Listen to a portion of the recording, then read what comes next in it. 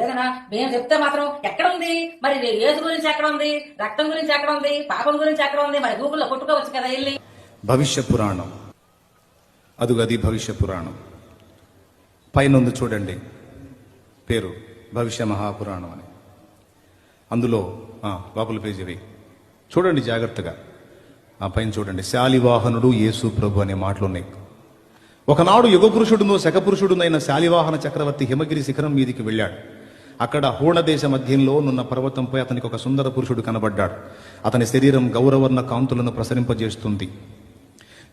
ఏమండి, అతన్ని చూడగానే అప్రయత్నంగా కలిగిన ప్రసన్న భావంతో చక్రవర్తి అడిగాడు, మహానుభావ మీరెవరు అని.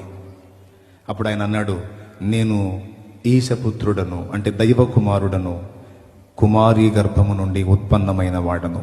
పెండ్లైన ఆమె శ్రీమతి, పెండ్లి కాని ఆమె కన్య కుమారి అంటారు. కుమారి గర్భము నుండి ఉత్పన్నమైన వాడను, నేను మ్లేచ్ఛ ధర్మ ప్రచారకుడను, సత్యవ్రతమందు స్థితుడను అని యేసు తను గూర్చి తాను చెప్పుకున్నాడని శాలివాహనుడు సాక్ష్యం ఇచ్చినట్టు భవిష్య పురాణంలో ఉంది. అసలు మా హైందవ సాహిత్యంలో మీ యేసు గురించి ఎందుకు ఉంటుందండి బాబు, మీదేదో మీరు చెప్పుకుంటారు నాయన అని చెప్పని మొత్తుకుంటున్నారు.